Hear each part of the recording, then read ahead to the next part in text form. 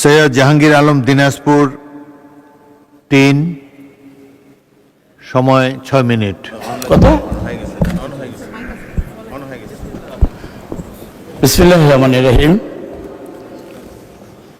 মাননীয় স্পিকার, আপনাকে ধন্যবাদ ত্রয়োদশ জাতীয় সংসদের প্রস্তাবিত বাজেটের আলোচনা অংশগ্রহণ করার সুযোগ দানের জন্য।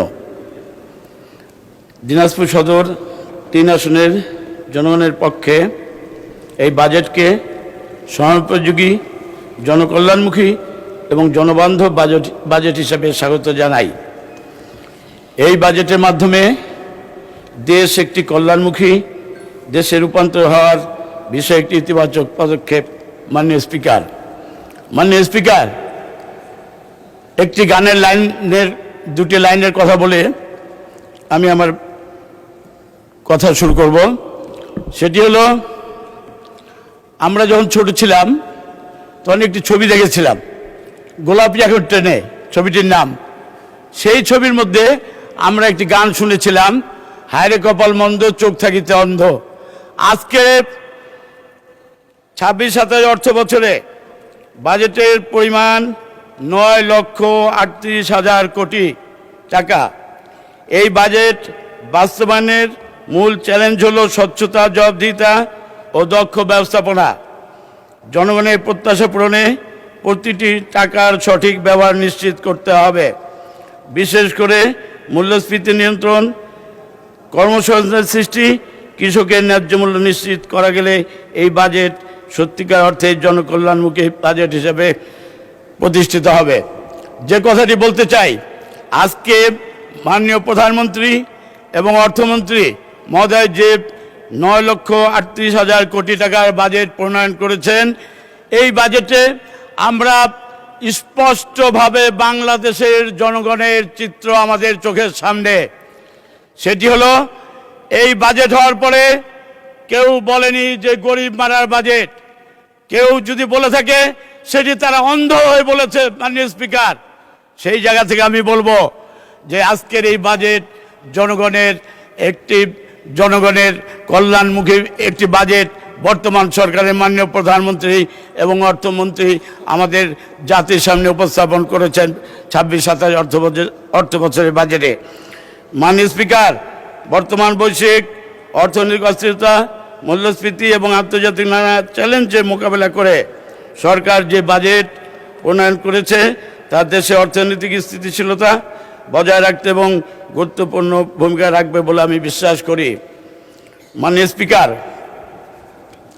এই বাজেটে কৃষি, শিক্ষা, স্বাস্থ্য, সামাজিক নিরাপত্তা, কর্মসংস্থান সৃষ্টি এবং অবকাঠামো উন্নয়নের প্রতি বিশেষ গুরুত্ব প্রদান করা হয়েছে।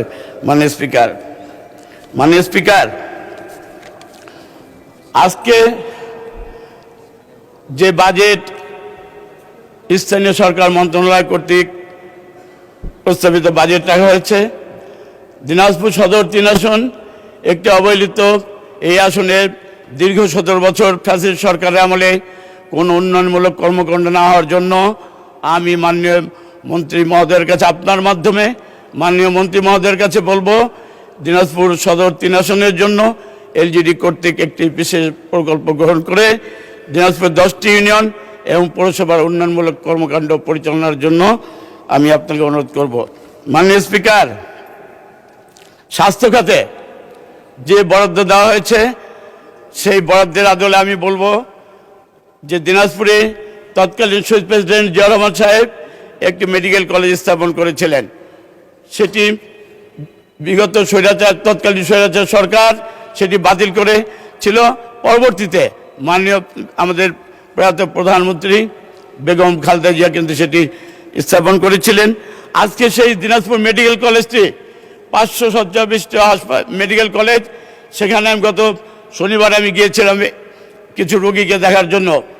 সেখানে 500 আসনের রোগীদের বিপরীতে সেখানে থেকে 1000 থেকে 1200, যেখানে 500 আসনের রোগীদের খাবার ব্যবস্থা থাকে কিন্তু বাকি রোগীদের খাবার ব্যবস্থা থাকে না। তাই আমি বলবো সেই দিকটি বিবেচনা করে দিনাজপুর মেডিকেল কলেজকে 500 আসন থেকে 1000 আসনে বর্ধিত করার বিশেষ অনুরোধ করছি। মাননীয় স্পিকার, সরকার রুগ্ন শিল্প এবং এই শিল্পগুলোর প্রতি বিশেষ প্রণোদনা প্রদান করেছেন, এই বাজেটে ধরা রাখা হয়েছে। আমি দিনাজপুরের তৎকালীন শহীদ প্রেসিডেন্ট জিয়া রহমান কর্তৃক যে দিনাজপুর সদরপুরে টেক্সটাইল মিলটি ছিল সেটি আজকে বন্ধ হয়েছে। সেই টেক্সটাইল মিলটি চালু করার মধ্য দিয়ে আমি দিনাজপুরে কর্মসংস্থানের ব্যবস্থা হবে সেটি আমি চালু করার প্রস্তাব করব। মাননীয় স্পিকার, দিনাজপুরে হাজী দানেশ বিজ্ঞান প্রযুক্তি বিশ্ববিদ্যালয় রয়েছে। পাশাপাশি দিনাজপুরের সরকারি শিক্ষা প্রতিষ্ঠান আমাদের বাচ্চাদের জন্য তেমন কোনো নাই। একটি সরকারি স্কুল, জেলা স্কুল এবং একটি গার্লস স্কুল আছে। তার পাশাপাশি আমি দিনাজপুরে একটি ক্যাডেট কলেজ করার দিনাজপুরবাসীর বাসীর পক্ষ থেকে আপনার মাধ্যমে মাননীয় মন্ত্রী মহোদয়কে অনুরোধ করব। মাননীয় স্পিকার, ধন্যবাদ মাননীয় সদস্য।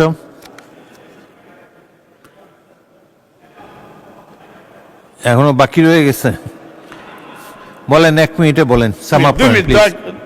2 মিনিট। 2 মিনিট না, 1 মিনিটে শেষ করেন। আমার নির্বাচন এলাকা দিনাজপুর 3-এ একটি কৃষি প্রশিক্ষণ এটিআই প্রতিষ্ঠার জন্য আপনার কাছে, আপনার মাধ্যমে মাননীয় কৃষি মন্ত্রণালয়ের কাছে আমি অনুরোধ করব।